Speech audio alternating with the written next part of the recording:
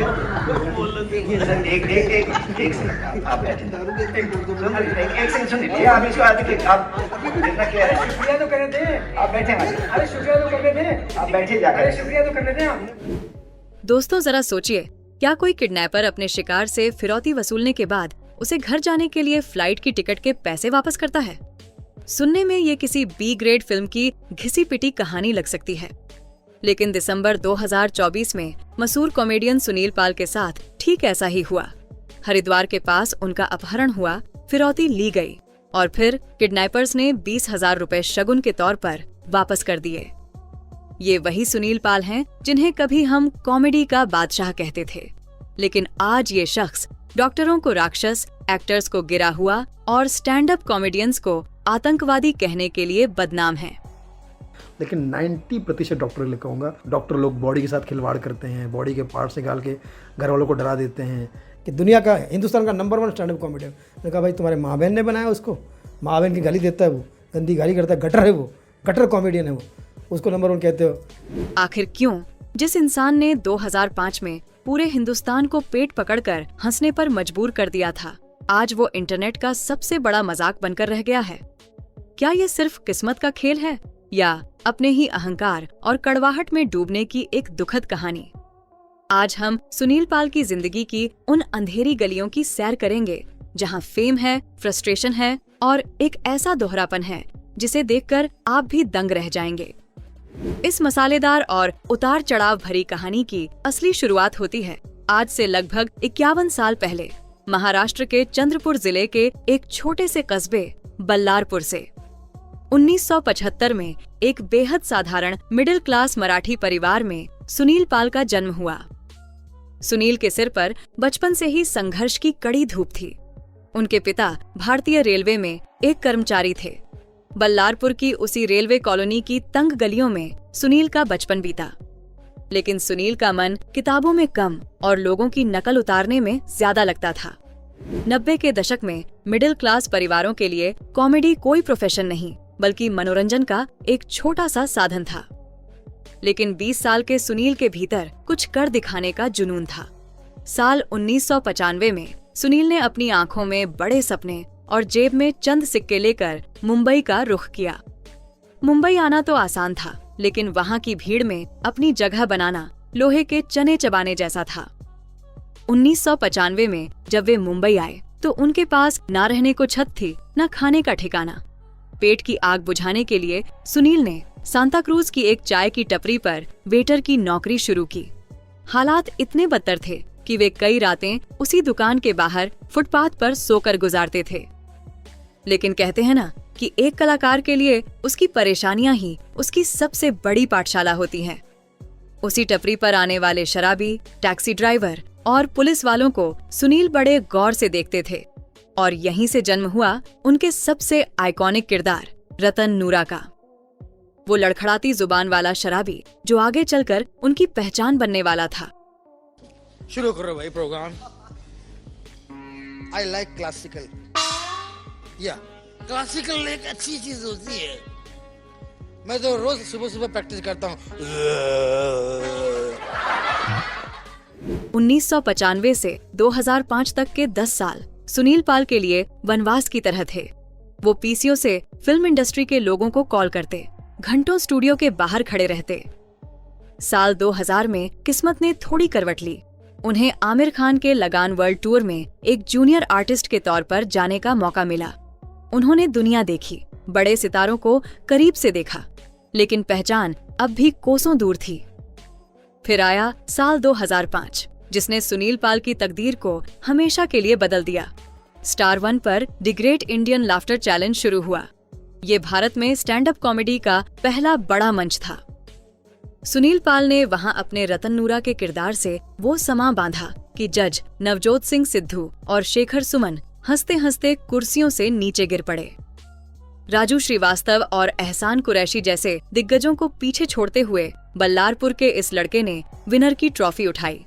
रातों रात सुनील पाल कॉमेडी के बादशाह बन गए।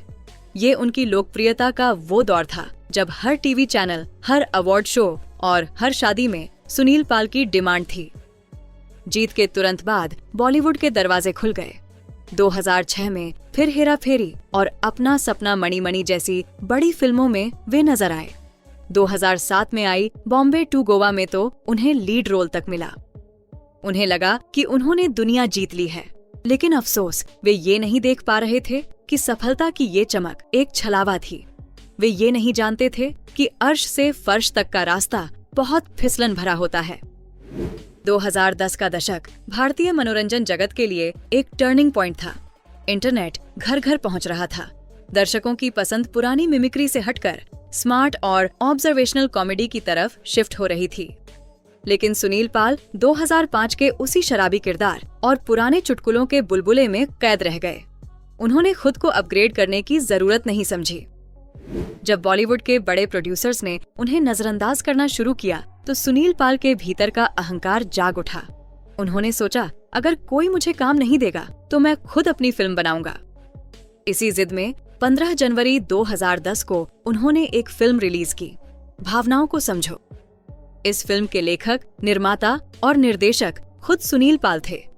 लेकिन इस फिल्म का मकसद दर्शकों का मनोरंजन करना नहीं, बल्कि गिनीज वर्ल्ड रिकॉर्ड बनाना था। सुनील ने फिल्म की कहानी और स्क्रिप्ट को ताक पर रखकर जबरदस्ती 51 स्टैंड अप कॉमेडियंस को फिल्म में ठूंस दिया। राजू श्रीवास्तव से लेकर तब संघर्ष कर रहे कपिल शर्मा तक सब इसमें थे।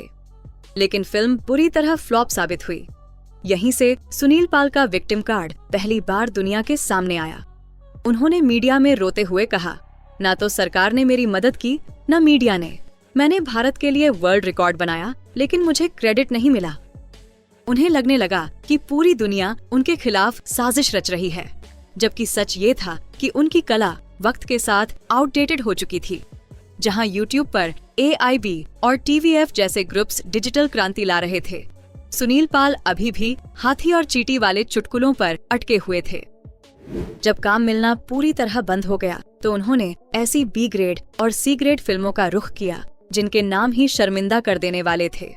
2018 में तेरी भाभी है पगले और 2019 में बिग बॉस जैसी फिल्में आईं।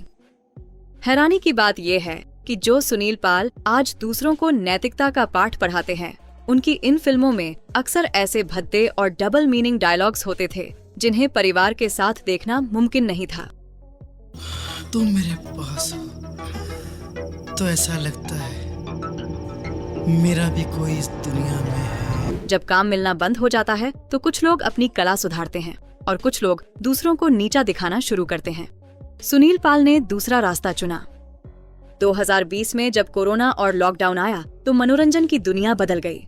फैमिली मैन, मिर्जापुर और पाताल लोक जैसी सीरीज ने OTT पर नया ट्रेंड सेट कर दिया।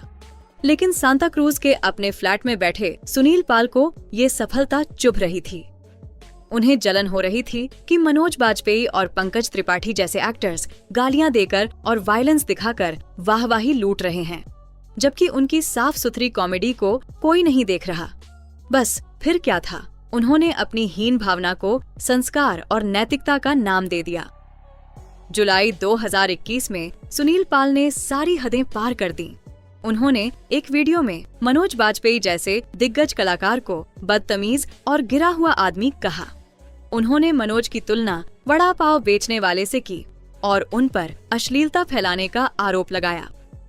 उतनी गंदी भाषा में बात करता है बंदा, वो इतना गंदा। और उनके परिवार में फैमिली मैन नहीं लिखे हैं, लेकिन फैमिली वाली कोई बात नहीं उसमें।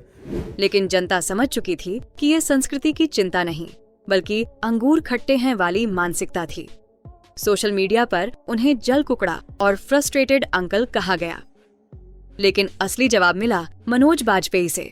जब रिपोर्टर ने मनोज जी से इस पर प्रतिक्रिया मांगी तो उन्होंने बस मुस्कुराते हुए कहा, जिनके पास कोई काम नहीं है उन्हें मेडिटेशन करना चाहिए।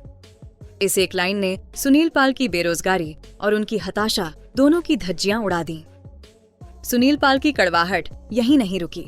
कोरोना की दूसरी लहर के दौरान जब डॉक्टर्स अपनी जान पर खेलकर लोगों को बचा रहे थे, सुनील पाल ने एक वीडियो जारी कर उन्हें राक्षस और अंग चोर कह दिया।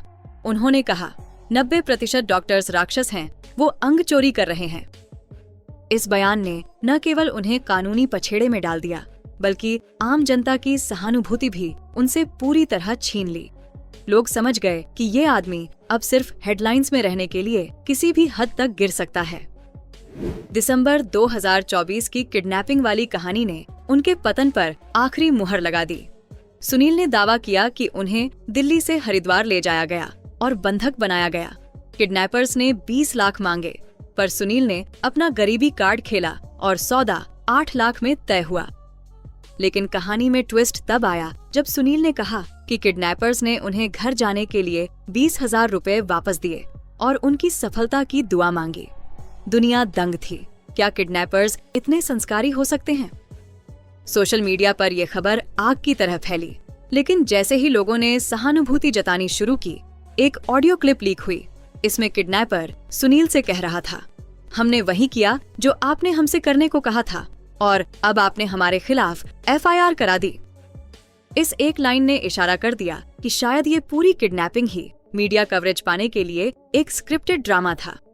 हाँ तो सर बात ये है ना, जैसा आपने कहा हमने वैसे ही कर दिया, लेकिन फिर भी आप ऐसा कर रहे हो तो गलत है ना। आप घबराओ मत, आपका किसी का नाम नहीं लिया मैंने और किसी का कुछ नहीं बोला। मैंने बस यही बोला कि और पुलिस में कंप्लेंट नहीं करवाई है। पुलिस घर तो आपकी बीवी क्यों, आपने बीवी को बताया नहीं था कि आपने इसमें शामिल नहीं करा था क्या पहले ही? अरे वो पूरा मीडिया सब न्यूज व्यूज वाले सब ने साइबर क्राइम से सब पकड़ लिया ना, क्या करें अभी सब कुछ ना कुछ तो बताना पड़ेगा ना भाई। हाँ तो देख लो सर, आप जैसा आपका मन करे वैसा करो। मैं जितना हो सके बचने की कोशिश कर रहा हूँ। मैं भी हाँ मैंने कंप्लेंट नहीं करवाई, खाली निगरानी हम आपके पीछे हैं, हम आपके पीछे हैं। जैसा आप कहोगे वैसा करेंगे। मैं कह रहा मिलोगे कब सर आप हमसे?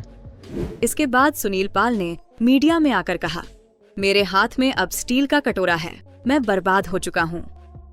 सहानुभूति बटोरने की कोशिशें जारी रहीं। इसका सबसे शर्मनाक मंजर तब दिखा जब वे कपिल शर्मा की एक फिल्म के रेड कारपेट इवेंट पर हवाई चप्पल पहनकर पहुंच गए। जहां बड़े सितारे गाउन और सूट में थे, सुनील पाल वहां जानबूझकर गरीब दिखने का दिखावा कर रहे थे। जो इंसान करोड़ों कमा चुका हो, उसका इस तरह रेड कारपेट पर आना सादगी नहीं बल्कि अटेंशन पाने की घटिया कोशिश थी। सुनील पाल की कहानी हमें सिखाती है कि टैलेंट आपको शिखर पर पहुंचा तो सकता है, लेकिन वहां टिके रहने के लिए विनम्रता और समय के साथ बदलना जरूरी है। आज राजू श्रीवास्तव को एक लीजेंड के रूप में याद किया जाता है, जबकि सुनील पाल एक इंटरनेट ट्रोल बनकर रह गए हैं।